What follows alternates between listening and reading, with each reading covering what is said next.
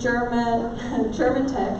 We're very happy to have you with us with our partnership Berlin Science Week, and to discuss the topic how drones can help make the world a more sustainable place, or how it can help us, or if not, how the world looks like with drones. Just to have a quick show of hands, how many here have a drone at home?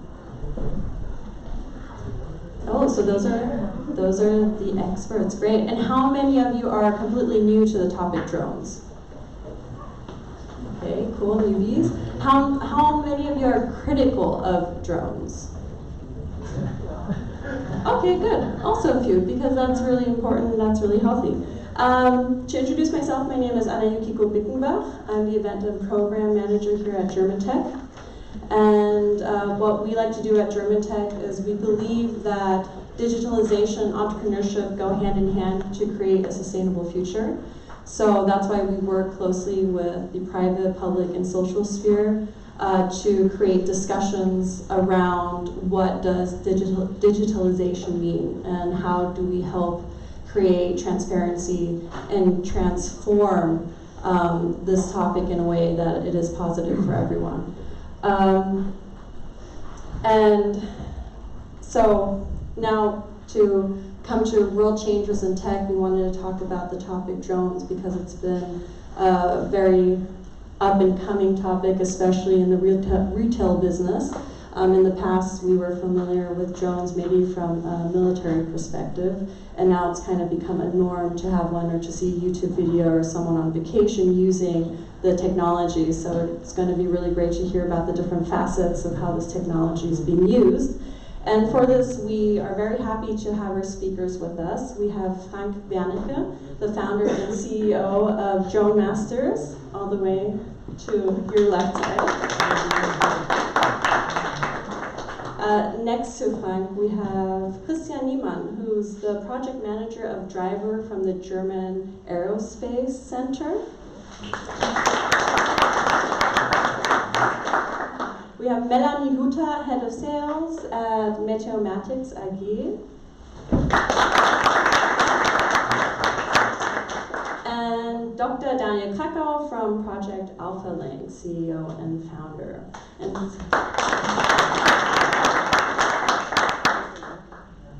So we'll wait here for the tech to start up. What we're going to do is have an introduction from each of our speakers telling us what it is that they're doing. And then from there, we will go into hopefully a lively discussion with a Q&A, so we can have all your questions answered as well.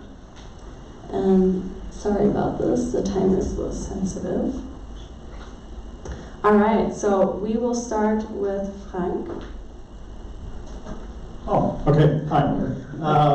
My name is Frank. I'm the founder and CEO of Drone Masters. Drone Masters is many things. It's a community builder, it's a project developer, and it's a consulting firm.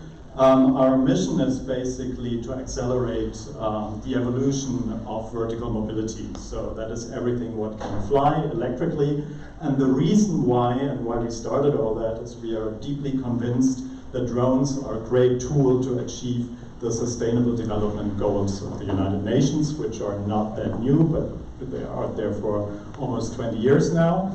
And we are not the only ones who are convinced about that. For instance, the African Union defined drones as one of the top 3 technologies to help the continent to achieve these goals, from starvation, fighting to infrastructure and so forth. And what we are doing, we started 2015 to connect experts, enthusiasts all around the world, to bring them together to develop faster new technological solutions.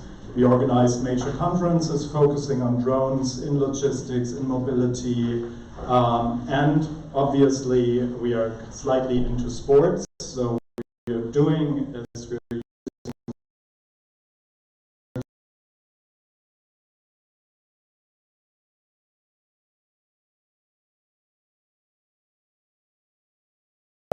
3 times in Berlin on a horse racing track, which was acknowledged by the World Aerospace Association last year, so that's the pendant to the Formula One Association for two-dimensional races, which everybody knows. There's the Airspace Association.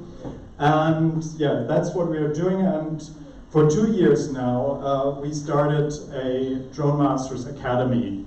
And that is all about people and professionals about drones and drone technology. For several reasons. To do something to get a little bit more acceptance by raising understanding, but we also discovered that drones are a great tool to understand digitization much better. So what we are focusing now, and we just moved into the tech incubator of German Telekom, Hubraum, what we're doing is that we're focusing on locations, tech spaces, where people can actually play with technology. And to give you an idea about what we are doing with children and with grown-up people, this is some impressions from last year. We have, now we can start the video. So this is the real tech, and we are going with the small tech. We started this 2017. And it's basically teaching children about all aspects of drone technology. So far we had summer camps with more than 300 kids. We're cooperating with schools, and we want to accelerate it throughout Germany. So, and beyond. We also already discussing this with some countries, Spain, Indonesia, and so forth, who want to do something like that in their spaces. So that is a short glimpse at what we did, for instance, at the Drone Marathon. So that's what we are doing. Looking forward to the discussion. Thank you. Thank you. And now we'll have Daniel, who will tell us a little bit about Project Alphalink. Yeah, so my name is Daniel. Until 2017, I was actually working for the United Nations. That's why I'm very close with the Sustainable Development Goals. Actually, in my time there in 2015, history switched from the Millennium Development Goals to the Sustainable Development Goals. And as you can see on the slide, number 9 is dealing with infrastructure and industry development.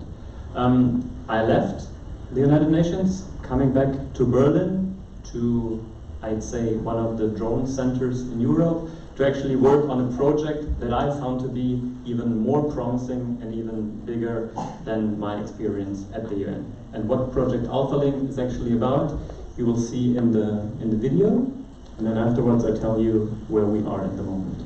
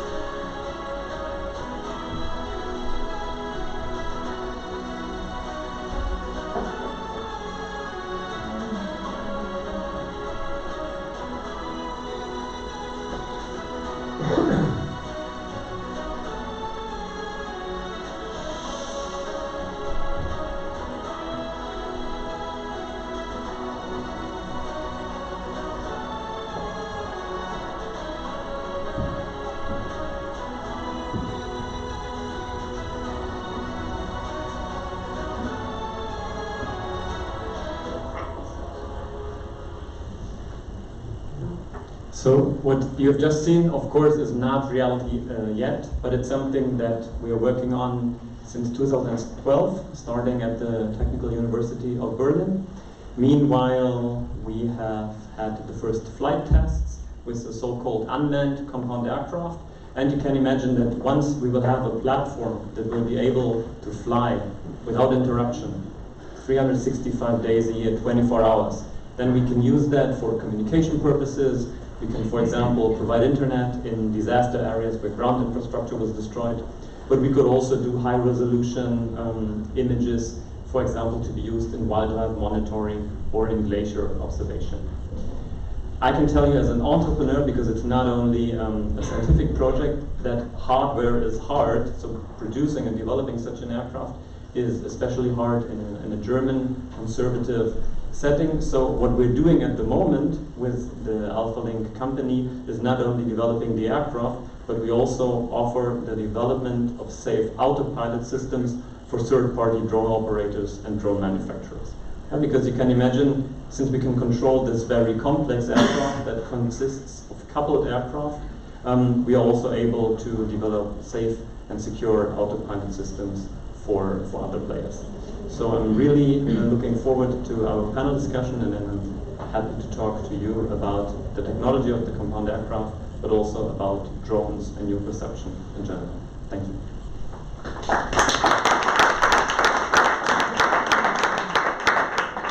And next we have Christian Newman from the German. From the Thr Aerospace Center. Aerospace. Yeah, good evening. My name is Christian. I'm working for the Thr Aerospace Center. It's basically the research company from Germany. So all our products we make is not high polished, high whatever. It's mostly research. So there are cables in, they are oily, they are looking not nice and polished, but they are working and they are doing awesome stuff. What we did with the project Driver Plus was around a month ago, we participated in the European crisis exercise in Austria. It was a big crisis. Luckily, it was just an exercise, and I have some videos for you to see what happened there in Austria.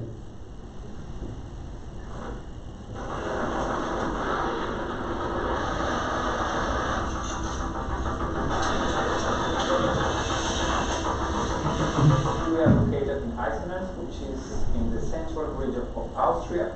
We are testing innovative solutions under realistic scenarios. The scenario that we are having now is an earthquake in the area. More than 300 people are suspected to be trapped alive under the debris, and more than 28 persons have been confirmed dead. In parallel to our trial, we have as well a civil protection exercise called IRON. IRON is also organized by the Austrian West Road, and we are creating synergies between the two projects. We are testing solutions that can improve the situation on our workers, can provide psychosocial support to volunteers as well to the population, and solutions that improve the management of both the spontaneous volunteers and the affiliated volunteers. So this is our small drone. Hey. Objects which are around 50 centimeters. We'll have the live pictures from the aircraft, and these pictures will be presented to the operator in real time. In the second phase is we create a map out of these pictures to have a common map as it will be used normally. The pictures are sent also to the testbed, and all the other solutions can access these pictures over the testbed. The introduced tools help us to get a complete view fast over a large area that is affected, like the mentioned earthquake here. This helps us to react fast and assess situations more efficient than ever before.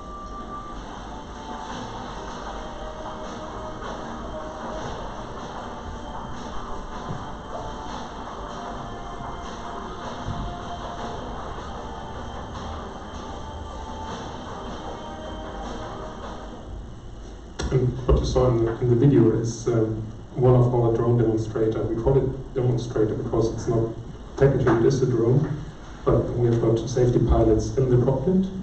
They're doing takeoff and landing, but during the mission in the flight, it's operated from the ground. So it's called a drone operator.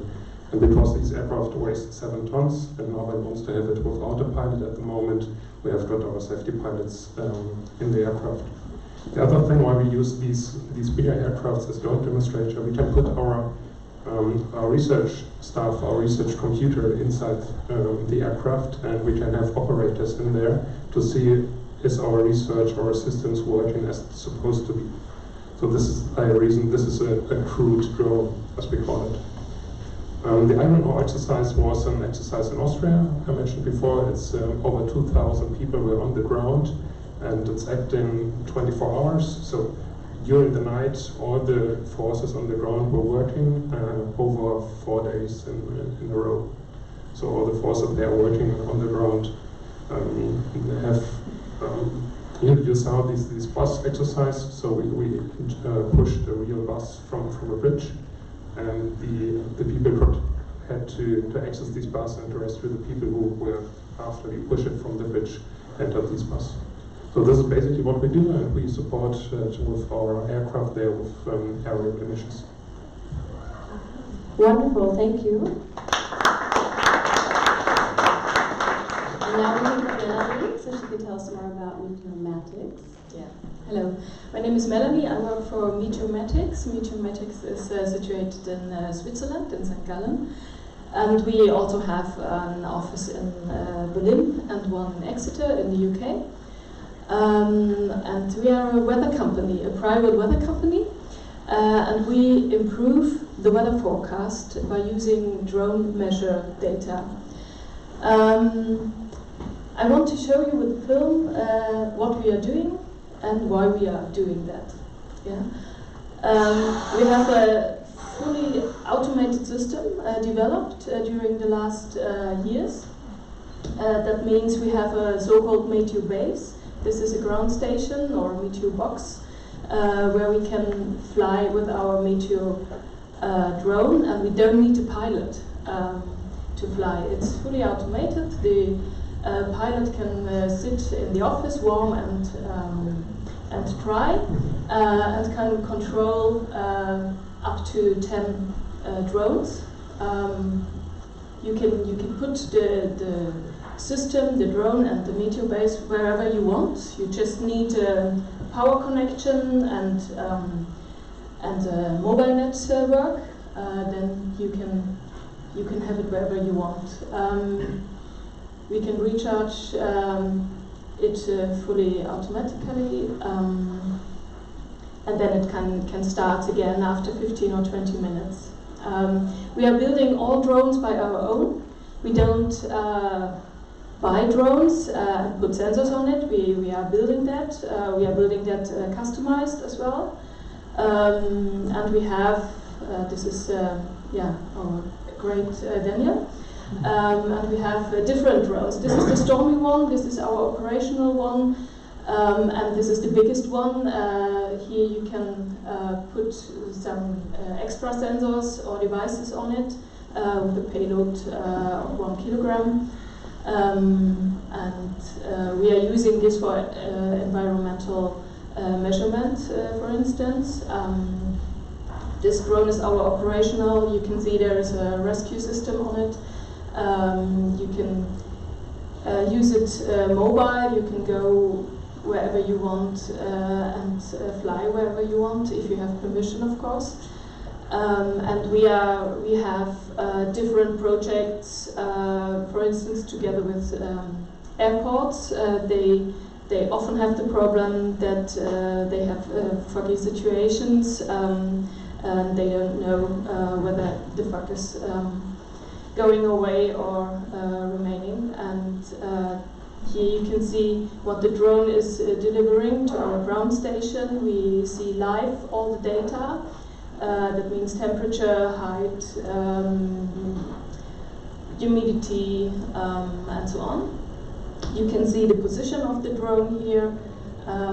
This is real life, and all these data go into our forecast model. We have an own forecast model with a resolution of 1 kilometer, and we are improving the forecast. And you will see now shortly the difference between a model without drone data and with drone data. At the moment we are working on 6 kilometer high. We fly at the moment up to 3 kilometers and next year up to 6 kilometers. And here you can see on the left side without drone data, on the right side with drone data. You can see the gray fields there. This is low cloud cover, and this is what an airport doesn't need. We have a lot of connections worldwide, and we see this as our future to improve weather forecast, to optimize processes, and save money at the end for many business sectors. Okay.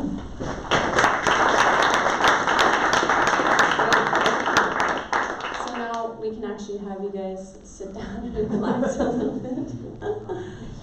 So what I think is quite interesting, these are very positive examples of what's happening in the industry with drones. And I think it would be great to know from a maybe historic background, maybe from Frank as well as Dania, maybe why did you decide to start the business that you're in? And I feel like that would give a really good base as to kind of maybe a little bit of historic timeline about drones and maybe where you were at that time when you maybe first heard about it. Yeah, so as I already said, like back in 2015, I was working with the UN. I was on a mission trade consulting project in Sao Paulo, and I met with a former school friend of mine, Alex, who's an engineer, and he is the engineer having worked since 2012 on this compound aircraft technology. And so he was telling me about in detail what he was doing, as Sao Paulo was not offering many touristic highlights for us. And to be honest, I had beforehand not really heard a lot or thought a lot about the drone industry, but when he told me that he would be able to create an airborne platform that could like literally fly forever, I was really amazed. And when I asked him, okay, I understand the technological issue, so you can make something fly forever, that's cool, but now, why do we need that? What do we do with that? And then he opened to me that in that particular case, we have satellites. Satellites provide us with internet connection, with aerial images, but they are a little bit comparable to the weather issue. They're really far away from Earth. And it's really hard to build and develop a satellite, it's really hard to launch a satellite. So something in between, like a bridging technology, has a lot of potential to offer. And I feel that with our case, with the compound aircraft, where we have something between ground infrastructure and satellite infrastructure, that's a reason why drones have so much potential. They can actually open some applications that were not existing before. They can enhance applications that have been existing before, and they can sometimes replace applications more cost-effective, more secure. If you, for example, think about maintenance work at offshore wind turbines, drones have a lot of potential. And once having seen that there is a great potential, that this is a technology that could be revolutionary as maybe the internet was, or the steam engine was back in time, I had actually never ever any doubt to go into that. Yeah, and I had been a researcher before, so really working on also the technological edge of something was really interesting to me. And that's what completely pulled me into, and so far I have never ever regretted to go into that. Just really quick to chime in, just from a very naive standpoint, is it, you call your vehicle a drone because it's unmanned? Because it seems more like a flying light plane rather than a drone. So yeah, what are the differences? That's a good point. I remember actually the first meetup I had visiting Frank and the Drone Masters, and there was back then, 2017, still the discussion, okay, do we call it drones, do we call it unmanned aircraft, do we call it UAV, UAS, whatsoever? And he made like a bold statement. He said, we call it drones because it's by far the simplest word, and we have to overcome this idea that drones had just been used by the military. So nowadays I feel that the term drones is like much more widely accepted, and that's, we call it drone here because it is unmanned. It's operating without a pilot. And now we can go to Frank. Around 2015, I was working a lot for the automotive industry as a consultant. And for that, so sustainability and IT and digitization is sort of kind of like the red line through my career. And around this time, I was also working at in a working group at the Goethe University in Frankfurt, focusing on sustainability and sustainability impact measurement. So that was more from a business development perspective. So what brought me into drones was an accident. Actually, and that is very funny because I watched a video which was posted by Marcus, who was sitting back there. And he posted a video from a couple of guys doing drone racing in New Zealand. mid-2015. There were a bunch of guys standing in the woods and having video goggles and flying multi-rotor systems, whatever, through the woods. And I was looking at this and I thought, this is cool, but my intention was not so much I want to do that and I want to also become a drone racer. I thought, well, everything what we are discussing here in the automotive industry, electrification, connected driving, everything what you have there, basically can fly. And so that kicked me off, and that was the beginning, so to speak. I stumbled into this whole ecosystem, and that is also a reason why I'm not from the aviation industry. I have a very different view on many aspects. It's a great community, and that is the reason why we connected all these different people. It's just crossing through all these silos, and they were all working with drones, UAVs, RPAS, whatever they called them, but they were never talking to each other.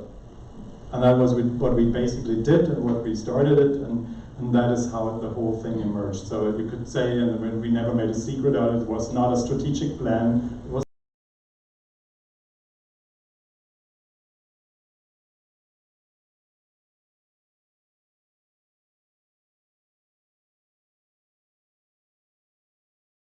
to come to and have discussions. And from a user point of view, how's that trend been like? Because you work with children as well. How has that been in the last few years?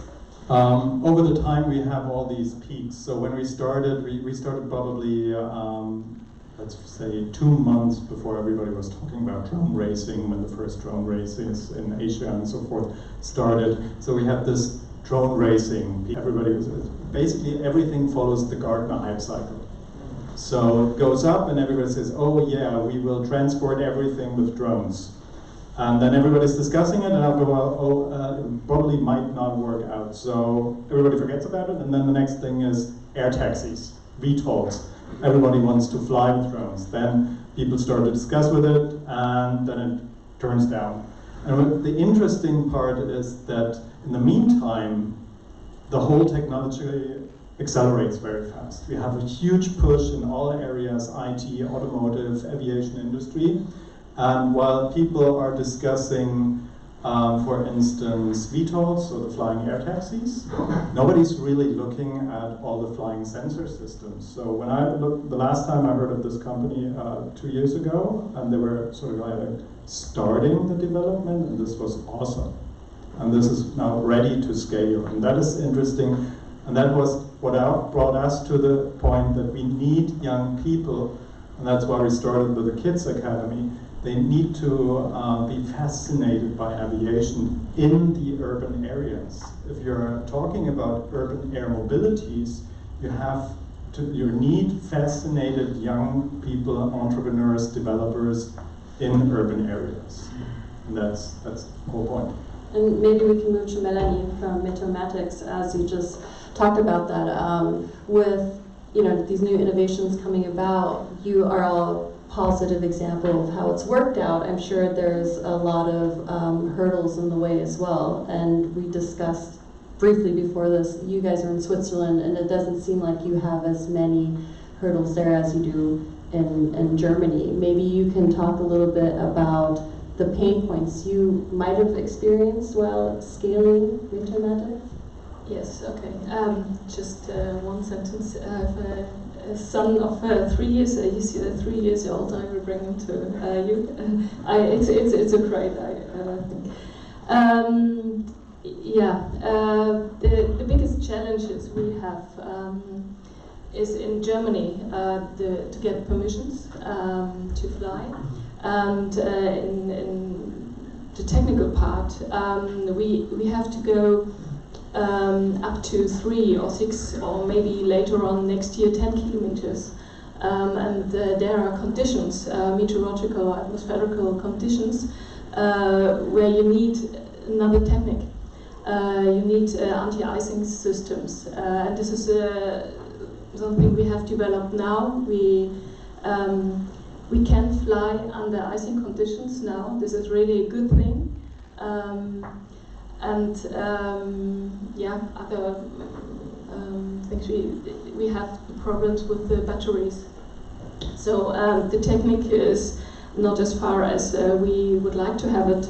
We would like to fly up to 12 or 15,000 meters. But yeah, this batteries. Project Alphalink could probably help in terms of batteries. No, but yeah. But yeah, we have our challenges. We are solving them by our own because we develop everything by our own. And it's nice to have such a great team. They are developing since 2012.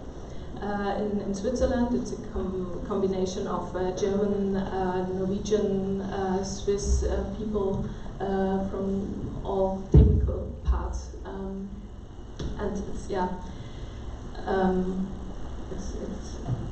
we are working on that, and we are coming further. Yeah. Okay. Well, maybe Christian, maybe you're familiar with more of the constraints that the German airspace might have for drones, or what the challenges are for some of these entrepreneurs that are. So we came from the totally different side. So we made trajectories for aircrafts before.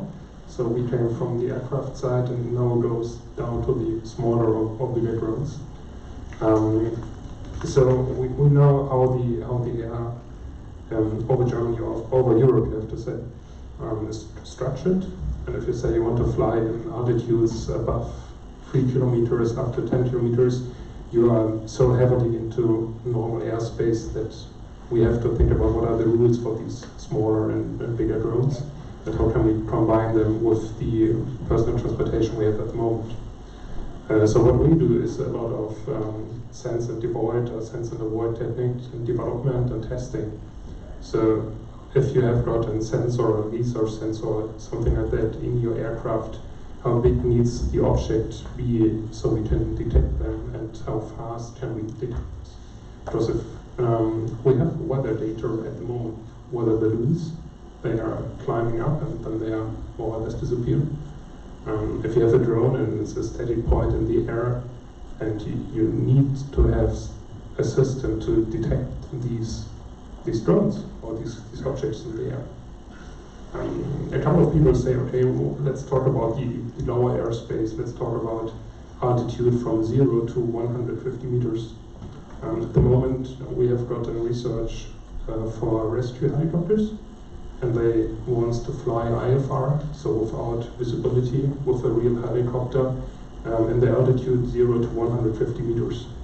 So there's every tree, every wind turbine, and every people who are playing with drones in the backyard could be a problem for us.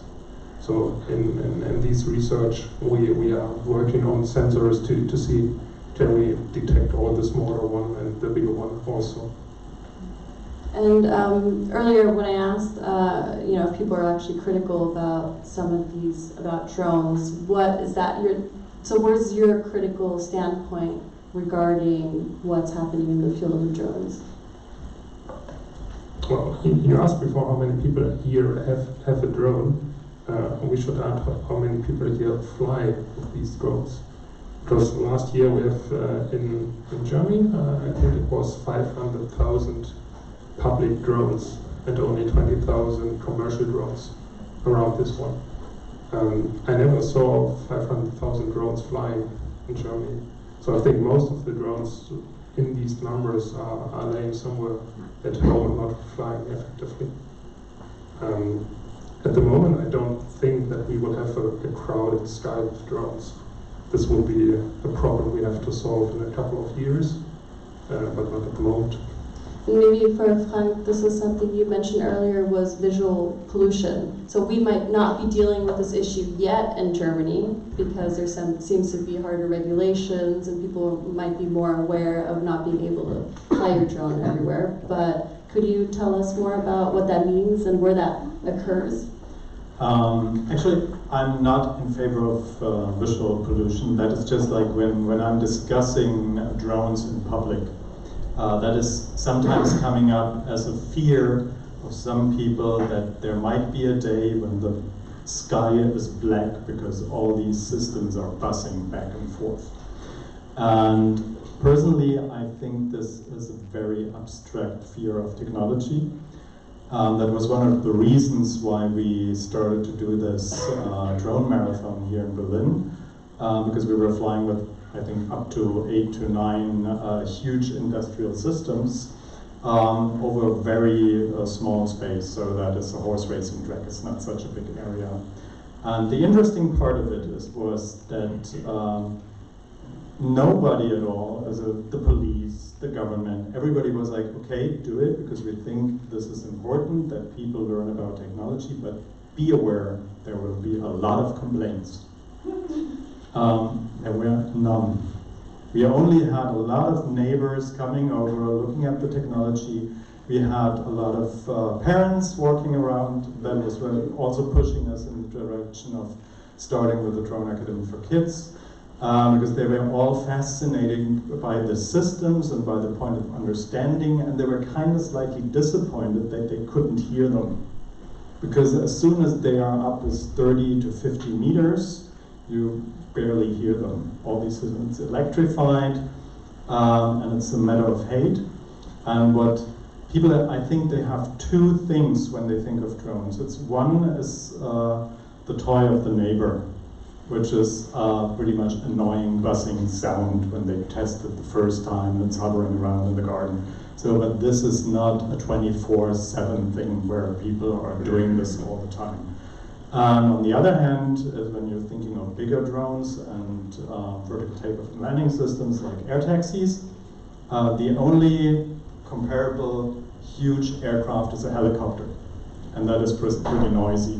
I live in Berlin Mitte, so when the Chancellor is taking off, I hear that. That's 2 kilometers away and I hear it. And the idea of like, okay, this will happen everywhere is just annoying. But that is the reason why the company Volocopter in Stuttgart started the tests a couple of weeks ago, because they really wanted to see how much noise is out there if we have an electrified system in the air.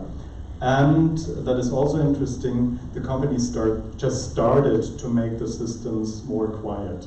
So for instance, DJI, which is it's the leading manufacturer of drones currently, 80% I think market share, they just started to make their systems more quiet because they realized that it doesn't help them if everybody is annoyed when the systems are getting off. Not for hobbyists, but also not for the professional sector. So I think it's, in many cases, it's pretty theoretical fears we have out there. Okay, Christian. One point in the right direction. When we are talking about professional drones, these drones are not flying around for fun. They are flying around for money. And time is money in the drone business as well. So there will not be a drone hovering next to my house for 2 minutes waiting on something and then disappear like the drone I fly with my daughter in the backyard. These drones will get the mission, get the payload, whatever it is, and then go as fast as possible to the target, to the area they need to, and then they come back and then they shut off. Because the battery life is so short today, so these drones will be flying fast. Maybe flying low, but I don't think they will hear it a lot. Since we are like already in the critical part, I would like to add something, because I think there are two, or at least two main hurdles for like a broad operation of drones.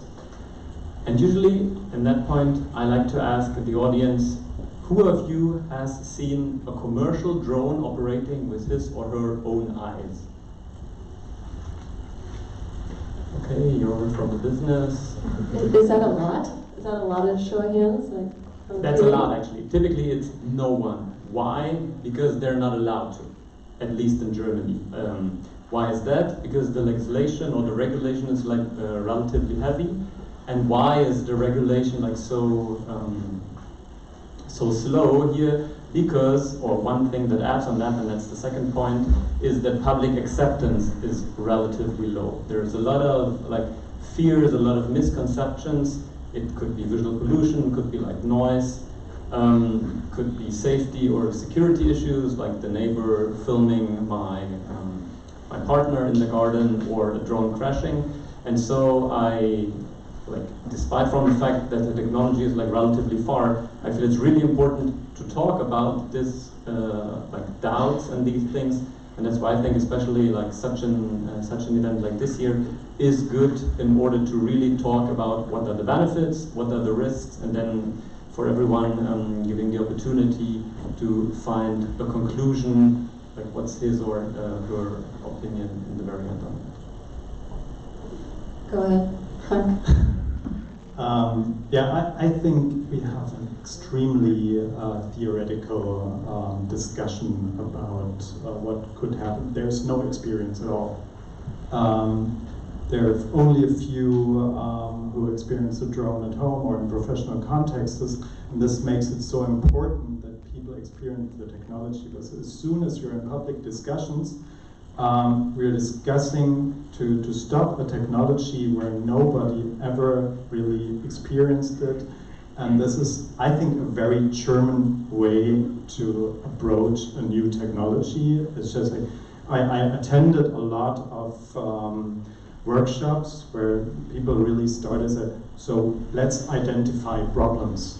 And I was like, could we start with solutions and probably just make it the other way around, just for one time, not looking at what might happen if Dr. Evil takes a drone, but what can happen if, for instance, rescue workers or firemen are taking a drone.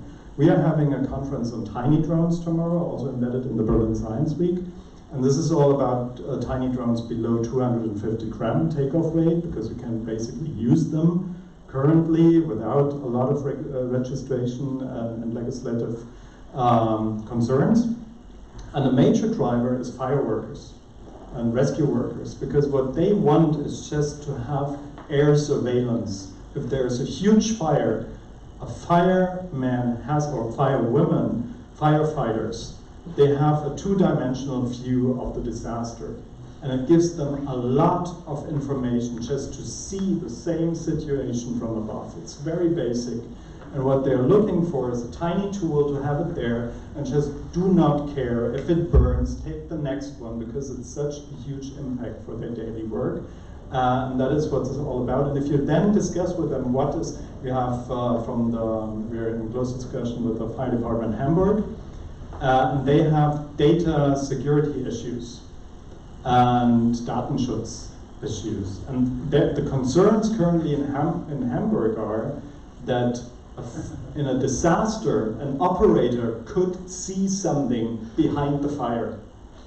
And I think that is slightly a ridiculous situation. And this is where we really have to open up and get another perspective of technology. Great. I mean, generally, just to sum it up a little bit, it seems like in the German market, at least, there's a lot of fear-mongering that's not necessarily validated yet. And so there needs to be more public outreach to educate people in what drones or commercial drones are doing versus private drones. And I think it's great that we have this platform so we can talk about it, because obviously it seems that the benefits outweigh the negative point of views, and we have to have discourse regarding that so people get a clearer understanding of what it means to be in these different fields. You wanted to add something, Frank? Sorry, you just have to take it away. But I think... Now, what I think is so great, and that's what I realized when I stumbled upon into this whole ecosystem a couple of years ago, is that Germany and German technology, European technology, but especially German companies are really advanced in this area.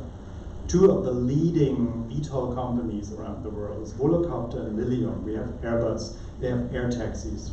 We have View, we have DLR, we have really core technology, and we're moving so fast ahead. We had our first meetup in 2016 in San Francisco. And I was standing there in this community, and we were so like, oh my God, it's San Francisco and Silicon Valley close by, and they will all be like, hey, we are hot shit. And they were looking at us and it's like, you have the cool drones. And I was like, what? Yeah. And they were like, yeah, look at the weather outside. We are producing sunshine drones. Its rain capable percentage is 5%. So when it's raining, we take down the drones. What you have to do, and that is actually, if you're here operating drones at the coast, they have to go out there and for maintenance reason when there's wind skill, I think about 8 or so, it's really in stormy weather, or what you just showed when it's getting icy. That is really core technology. It's such a huge issue for a technology nation. We are depending on this whole issue, and I think it's a major thing just to get a little bit more excited about the capabilities and to use it and to play around with it. And then if we understand the technology, then we can make all the governmental rules about it and not start from the other side. Okay, let's fence it tiny, and then if nothing happens, we go a little bit further. Right. On the other hand, we have to say we are in a good point at the moment to get these new routes, 2020. After that, drones will be separated in 3 types of categories, not on the weight as at the moment, but in his potential of danger. So we're talking about, well, at least smaller drones that will not harm anyone, so they are free to use. And on the other side, there are drones over 3 meters in the dimension with a heavy payload. They can have a potential threat to people or buildings. And these heavy metal drones, they need to fit to the regulations from a normal aircraft. And this gives you the possibility to fly a drone if you are at Iceland and if you have got these inside these regulations above Europe. Because at the moment it's that you get permission to fly for one city or from one state. But if you want to fly cross-border or even in Germany or the States, you have to ask each one and each government. You mentioned before that noisy could be a problem or something. With our small 7-ton drones, we flew in Austria, we published in the newspaper there that we were coming to see what happens to the people. And for us, the first reaction I got, and I got a phone call immediately, was from the Jäger?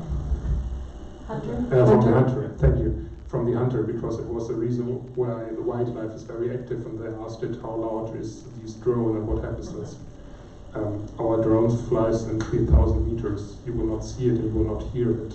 But this is the reason I think the problem is drones are so new, and the people don't know what we are talking about, and they need to be educated. But they also need to be educated when they buy a drone. You can go to MediaMarkt or Saturn or wherever and buy a drone for $500, and you have totally no idea what you are doing, and there's nothing in there. And this is, I think, one of the reasons why we have the problems with drones. The drones sometimes are in the newspaper that a drone is close to an airport or a drone landed somewhere on the highway. And it's not the drones are the problems, so are the people there.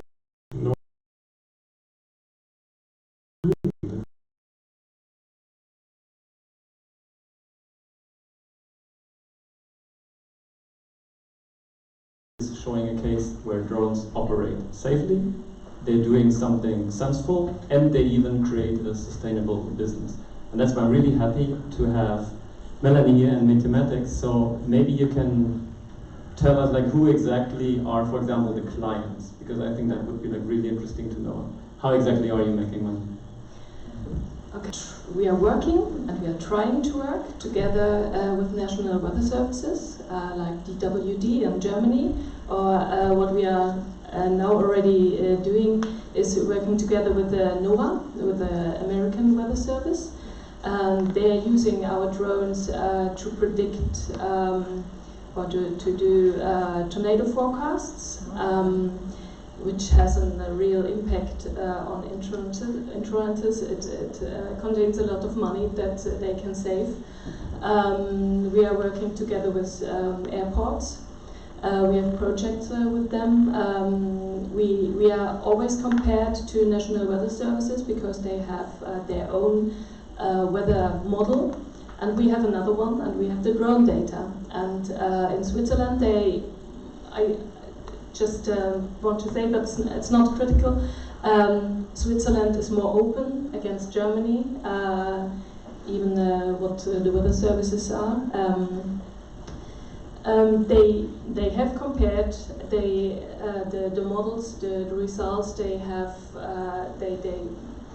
implemented our drone data into their own model, and they saw that it has an impact. The weather forecasts are really improved, and they can save money, a lot of money, because when you have foggy conditions on an airport, you can't land, you can't start. And this is what the aircraft or the airlines have to know. And there are other examples where we really can help. It's not just to play with the drone, it can really save money. We have a really good project in Switzerland where in a deep valley where where a lot of stones and so with the heavy rains comes down to the valley, and they have to save the people there. And with our drones they can make a better forecast because we have installed this Meteor base and the Meteor drone, and it works automatically. And you don't need a pilot there, you don't need someone in this region, you know. It is really great what the drones can help. Yeah. Great, and before we also move over to the Q&As, I'd like to stay with the positive aspect of the technology, because obviously as innovation grows with the technology, there's going to be certain fields that you're working on as well, like batteries, or maybe improvements of batteries or such that can move into other industries. But could maybe each of you, for your own product, or maybe even from yourself, share an aspect or a mission where you hope your technology will flourish in the future and make the world more sustainable? Like, okay, one point, I mentioned some points, but one point is the balloons that are used by the National Weather Services. They use helium, and helium is going away, during next years, or it's we have, or the users have to bring helium to special places. This is expensive. This is not easy sometimes. And with the drone, it's more easy. It's in the beginning, maybe not that, or it's more expensive, but at the end, you can use a drone just more than one time, and you don't have the technical rubbish on the ground. A balloon comes down, you don't know where, and you have just the waste on the ground. And the drone is, it's better in that case.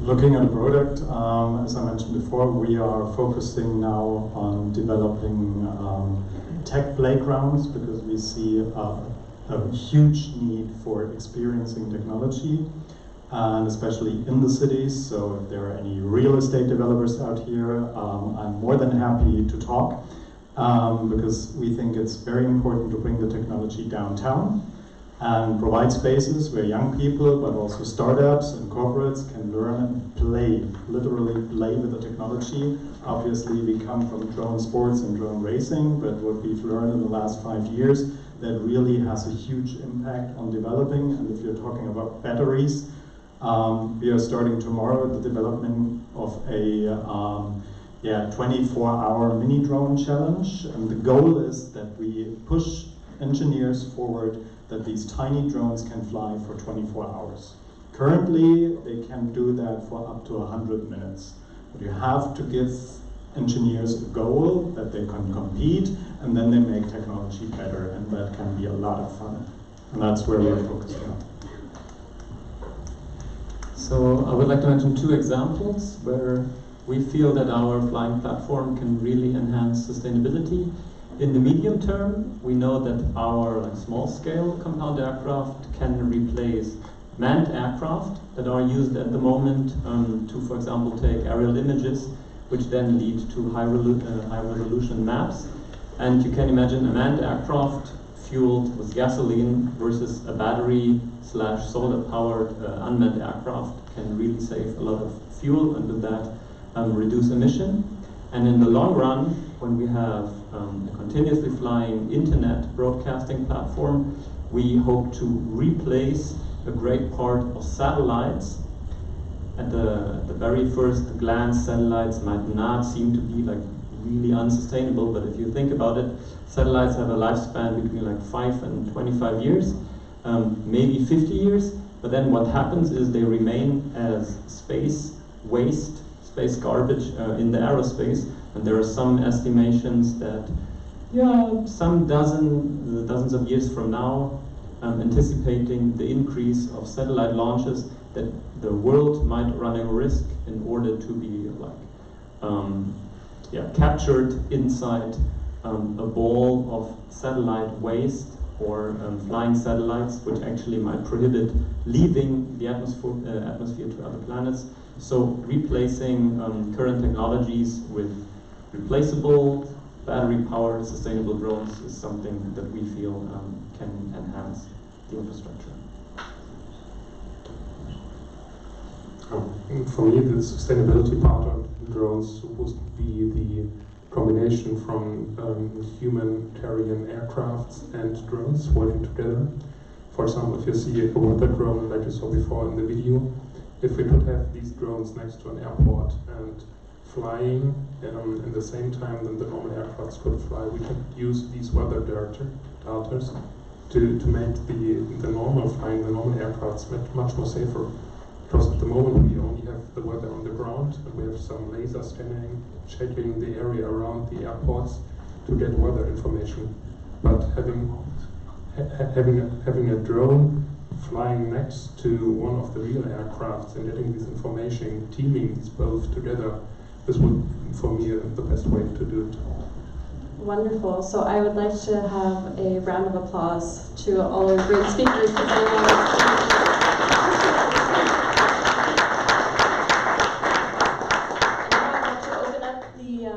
For Q&A. So, who has a question in the audience? Thanks. So, question for you guys about security and privacy. For your drones that are using components that maybe you haven't engineered, that are using firmware that maybe you didn't write, has it been explored yet if you're perhaps leaking information or remote access to someone who shouldn't have it? If this hasn't been explored yet, is it on your roadmap somewhere?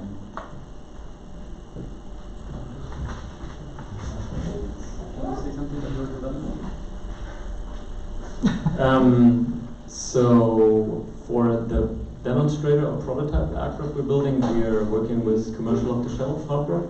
So we have not like deeply looked into that topic. To be honest, it's also like something that just like recently received an increased attention for the commercially used aircraft.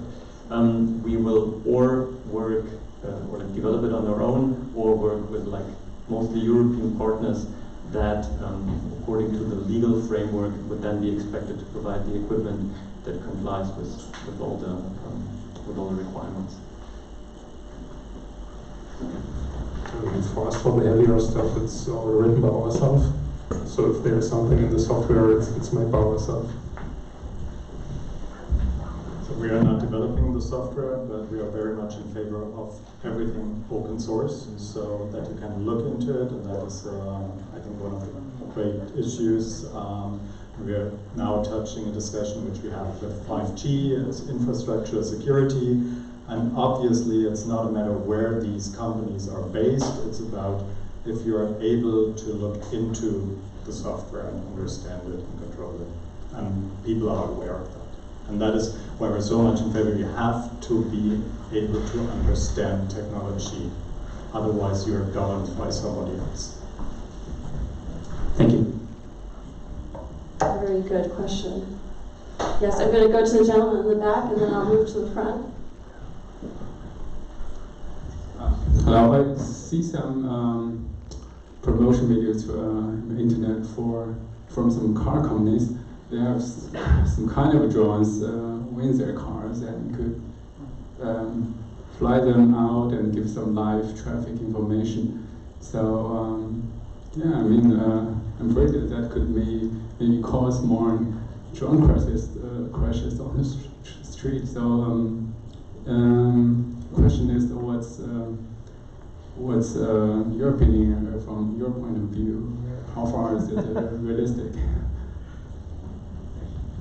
My opinion is these are totally standard PR stunts that basically every larger corporation had in their innovation department. Let's do something with drones. Then there's an HR development process. Then all the companies come up with, hey, let's include somehow a drone in the vehicle. And one of the latest was, which I think is very cool, Toyota with a drone butler, which is carrying your luggage. I think this is all just for public relations.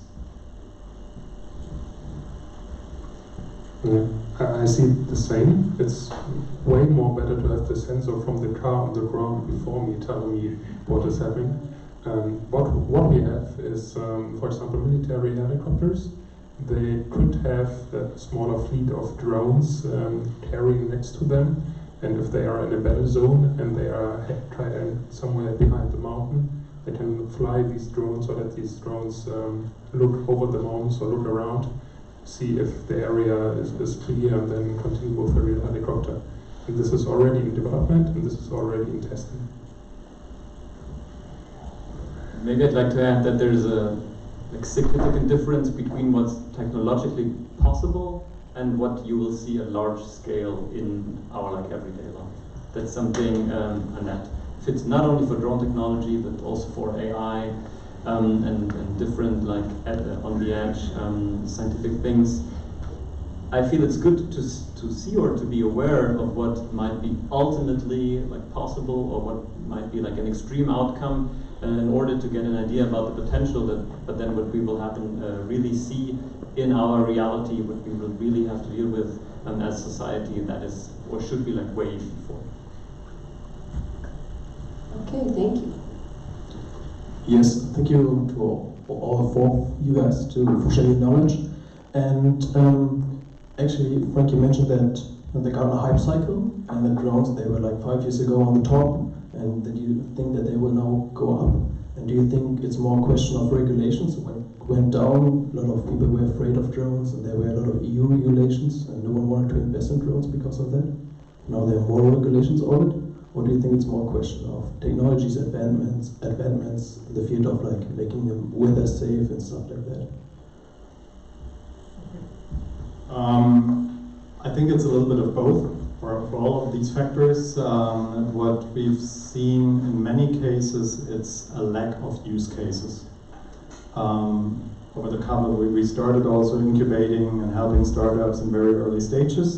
And what we realized after a couple of years is that there are tons of really fascinating technological companies out there which do not have a real clue about the use case.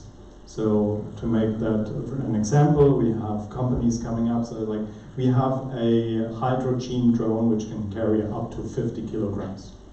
Okay, that's cool, what for? And yeah, that's why we are here.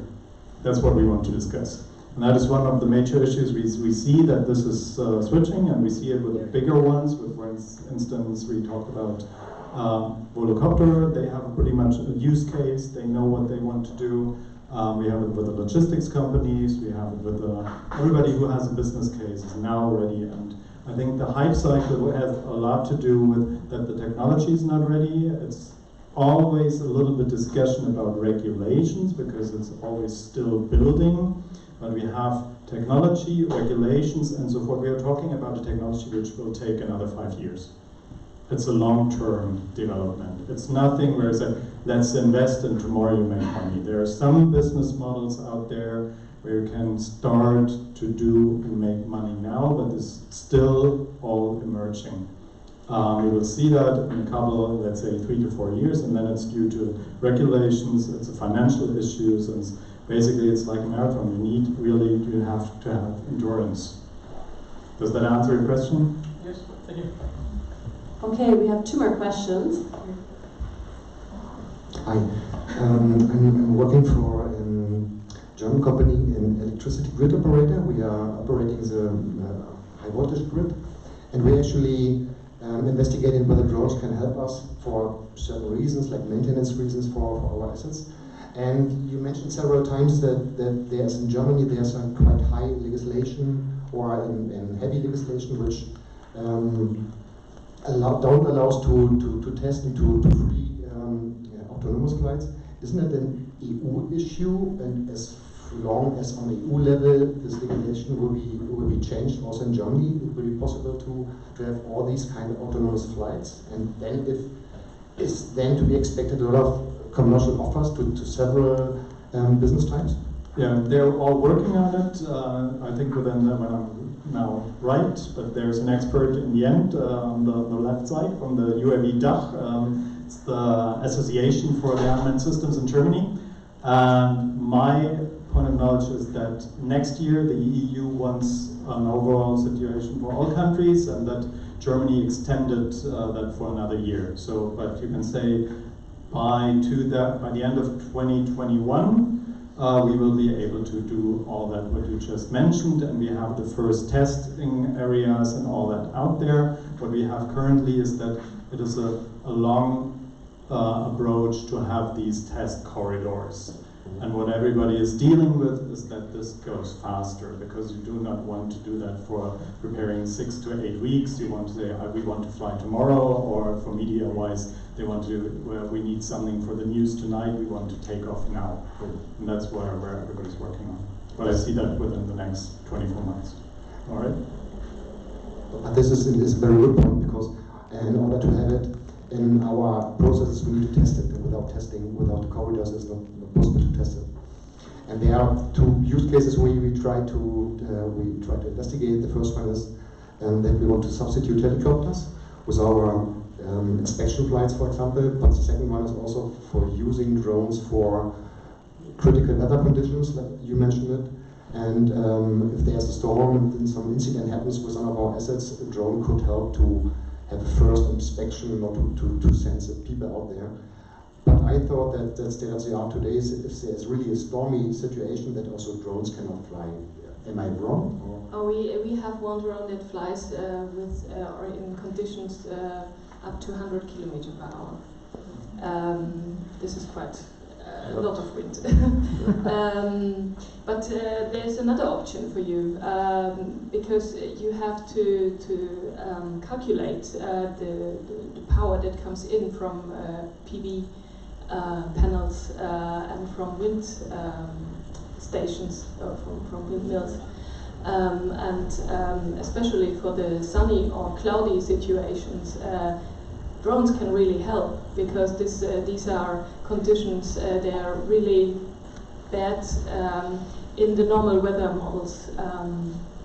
And when you have the right measure data from the ground to 1 or 2 kilometers high, this is the level that is important for such forecast. Then you can make better forecasts. And we already tried to make such projects together with the TSOs, but you always have to get money for this. And that's at the end the problem, because they often don't see what they can save. Yeah. Okay, cool. Yeah. Just one point. You mentioned you want to use drones to check your systems. And this is exactly what you said before. You have a drone as a tool, and now you're thinking about what can we do. And so you don't have to worry about how long or how far you can fly with the drones if you don't know what to check with the drone. The drone is just the tool to have something in the air. The first step you need to do is to figure out how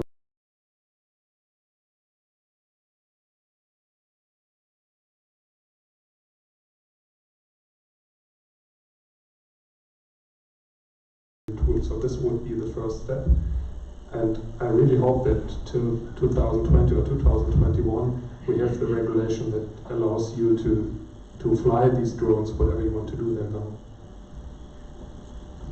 All right, one last question from the audience for tonight. Hi, thanks for your for the insights and your thoughts. I have a very quick question.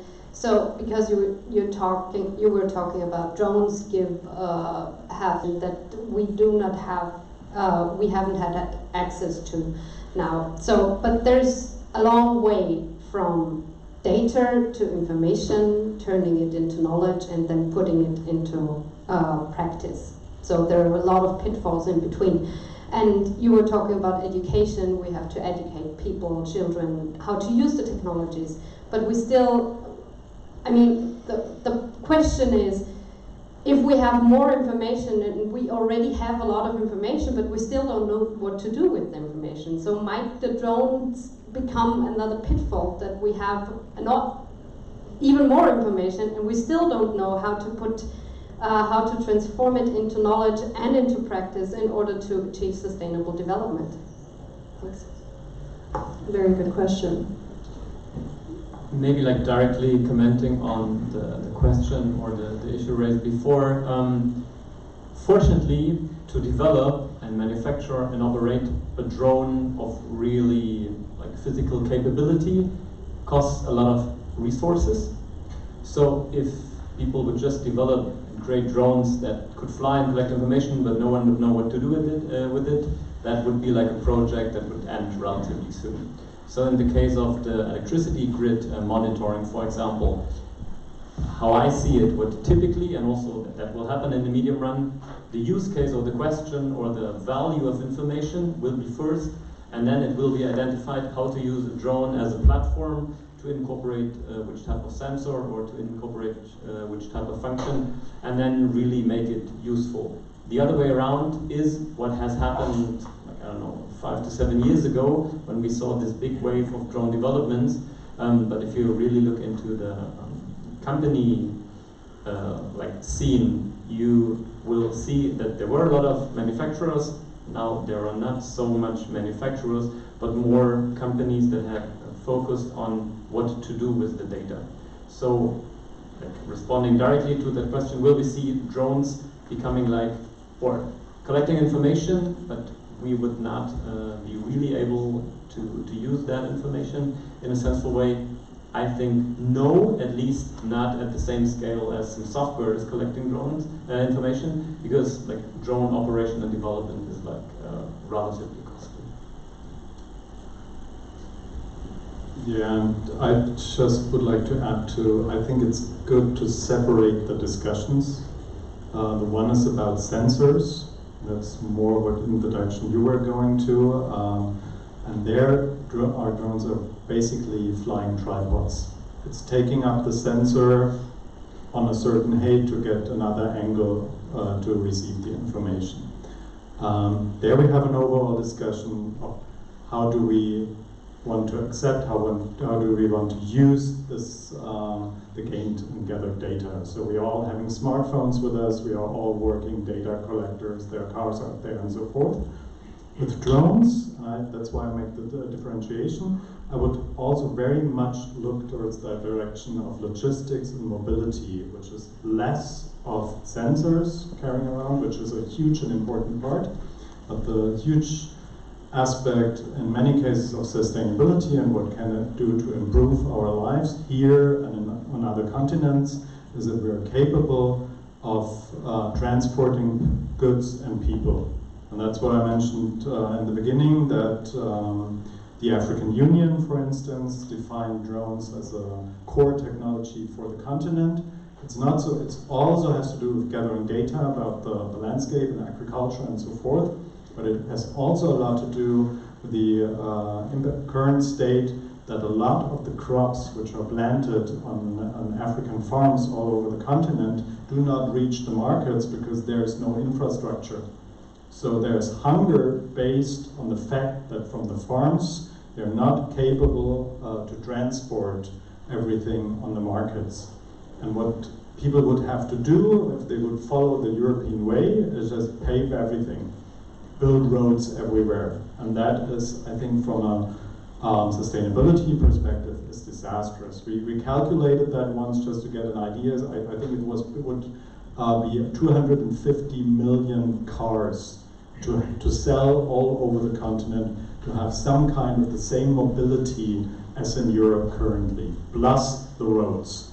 And to overcome that idea that you are paving a whole continent, and you can do that in South America, and it can even go to Brandenburg and look at the areas there if you really need huge highways and roads to sustain people in their areas. That is where I see personally the major impact of drones, the major impact of flying people and goods back and forth. That is one discussion, and the other one is about sensors, and we should take these two things apart and not mix it all up in one discussion. Okay, we have a very curious audience, so I missed two gentlemen that have questions, and then I would actually, two more questions, and then we'll open it up for everyone to network afterwards. Okay, thank you. So my question was just about sustainability, like how they can achieve sustainability. You gave some good example, but how could they deploy it to support unsustainability in future? You said, let's see what happens in the market, let's see how they come reality, in what scale, but how can they come reality and not support sustainability in future? So I feel I mentioned that example of replacing conventional fossil fuel technologies, like manned aircraft for data collection that you would not need. Replace single-use technologies like satellites. I feel also the aspect that you can save a couple of lives to make some words like less risky is worth mentioning in the sustainability discussion. And there is one topic we had, and to me that's like a little bit of a surprise, nearly not talked at all, which is like air mobility, which might have the potential to be more sustainable, because we will see flying taxis fully electric much earlier than real or small commercial aircraft flying electric. So I feel in combination with the electrification of mobility on the ground, also the electrification of aviation through drones is one aspect, and the other aspect could be if we really establish drones. We will not see that in Europe because infrastructure in Europe is already really strong. The ground infrastructure is really well established. But for example, the example that Frank mentioned, that in the African continent or also in a couple of South American countries, and I know that because I've worked there, as I said, with the United Nations, there is sometimes infrastructure you do not have to build if you can, for example, cover distances just using like an unmanned, safe, electric-powered flying vehicle. So I feel these are like different dimensions, different aspects that each on its own could add up to something where unmanned systems or drones could add on sustainability.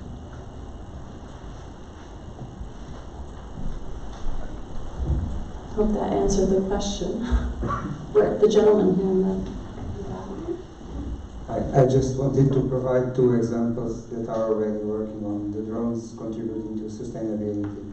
So in Spain, heavily instrumented farms, the tomato farms, they are trying to reduce water, but by using drones to check the color of the tomatoes, they are saving water, and the way they communicate this to the general audience is the number of swimming pools of water they can save per acre. And it's 10 swimming pools per season that they can save, just because they are able to check the color of the tomatoes. And in grapes, they are able to identify the proper harvesting season for each side of the vineyard because of the exposition of the sun. So these are two concrete examples that drones are being used to help sustainability, and in this case I would not disconnect sensors from mobility, because in new projects they are also spreading agents to combat plagues. So the issue of mobility of sensors is also there, and it's also present. Another example can be, or is already, planted trees. So we have got these huge wildfires and destroy a lot of trees there, and you don't need roads or something on the ground to reach this area. You can just fly a drone into this area and plant trees, or at least the same, really precise. So these trees will not cover each other again after 10, 15, 20 years. And this is one of the parts, and for me this is one of the sustainability things that really last long. I believe there's also drones that can read nitrogen in agricultural fields as well. And I was actually going to ask Melanie if you guys work also in the agricultural industry at all when it comes to weather forecasting, weather planning, farmers, because I know it's a topic we didn't touch upon thoroughly, but this is also an aspect where drones are used in sustainability. Not with our drones at the moment, but we have a great weather API where you can get a lot of weather data with a high resolution of 90 meters, and farmers are using these weather data from us to calculate crops and so on. Okay. And we are working together, we are working together with the drone companies. They need the weather information when they want to fly with their drones, and therefore we are here. But I think that's also a really great positive note to end the discussion was it's that we don't know all the possibilities yet that drones have, and obviously we've seen how versatile they are, and so what we need is more public discussion so people aren't afraid of the headlines that they might see about airport terrorism with a drone, etc. But the possibilities are endless. So I'd like to give a big round of applause to our speakers again and to the audience.